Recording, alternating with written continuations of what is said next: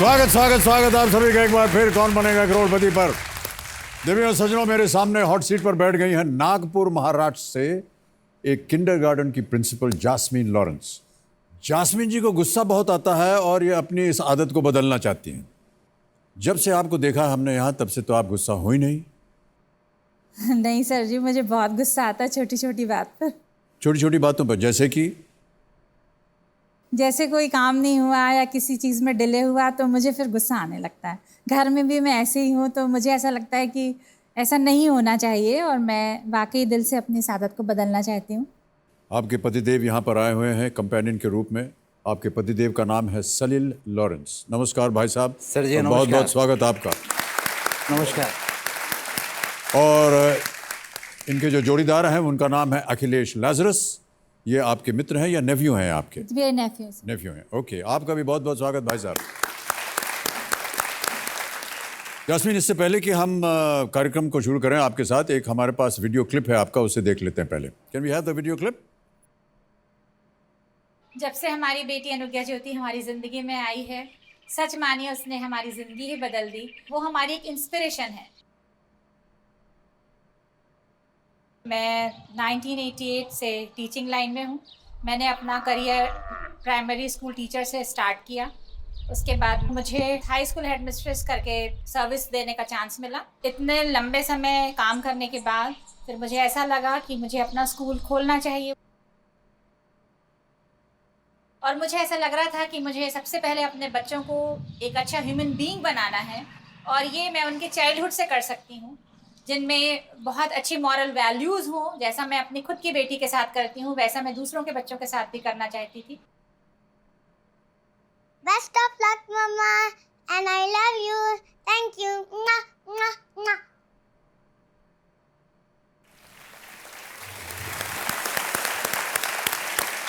बहुत प्यारी बच्ची है।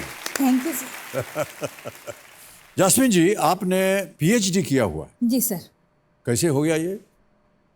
सर एक्चुअली मैंने बीएससी किया है बायोलॉजी से, और मेरी बचपन से ख्वाहिश थी कि मैं डॉक्टर बनूं, लेकिन मेरी तबीयत बहुत ज़्यादा ख़राब हो गई, मैं पीएमटी नहीं फेस कर पाई। उसके बाद फिर मेरी शादी हो गई।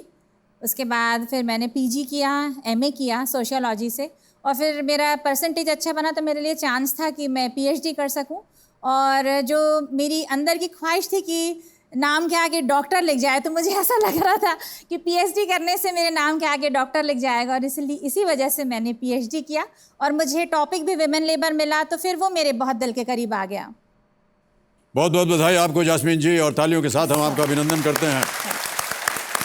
और डॉक्टरेट पाने के बाद आपने अपना स्कूल खोल लिया। जी सर। और उसकी प्रिंसिपल भी हैं और मालकिन भी हैं आप उनकी। जी सर। छोटा सा स्कूल है सर, अभी स्टार्ट किया। कोई भी चीज़ छोटी नहीं होती है सर। हृदय आपका बड़ा है। आपने सोचा कि जितनी भी बच्चियां, जैसे कि हमने अभी देखा, उनको भी इसी तरह की शिक्षा मिले, that they become good human beings. ये बहुत अच्छी बात कही आपने। ऑलराइट, गेम शुरू करने के पहले मैं आपसे एक अनुमति चाहती हूँ। हाँ जी। मैंने बहुत अरमानों के साथ आपके लिए कुछ गिफ्ट लेके आई हूँ नागपुर से। मैं मोर देन 35 ईयर्स से मैं सिर्फ आपको देखने भर की ख्वाहिश रखती थी, और आज ईश्वर के अनुग्रह से मुझे आपसे मिलने का मौका मिला, तो मैंने सोची कि मैं खाली हाथ तो आपके पास नहीं जाने बहुत बहुत वाली। धन्यवाद आपका। अभी मिलेगा मुझे? जी सर। दीजिए दीजिए, जल्दी दीजिए। सर जी, आदरणीय बाबूजी की है।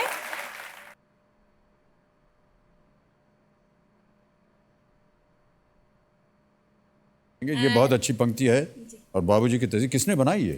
हमारे यहाँ नागपुर में मिस्टर बिस्वाल हैं, वो बहुत अच्छी पेंटिंग्स करते हैं। जी जी। तो हमने बस उनसे रिक्वेस्ट किया कि हम सर को भेंट करना चाहते हैं, और बाबूजी की तस्वीर, क्योंकि सर आप भी बाबूजी को बहुत अधिक पूजनीय हैं, आपके लिए और मेरे हस्बैंड के लिए भी।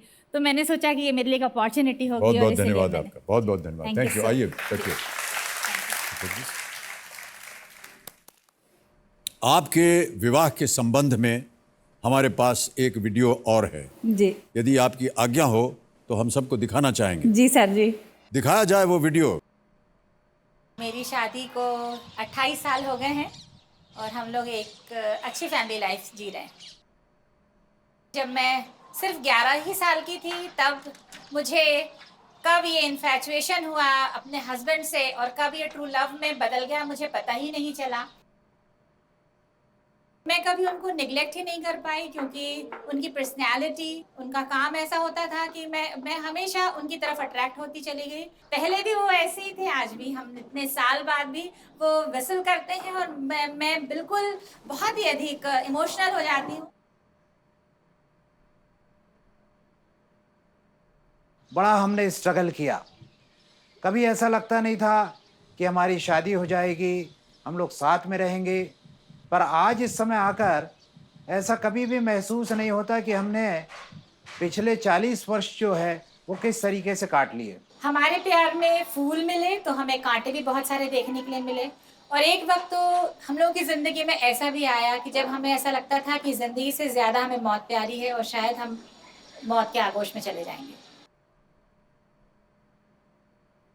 ये हमारा प्यार ही है जिसकी वजह से आज तक के हम लोग जिंदा हैं।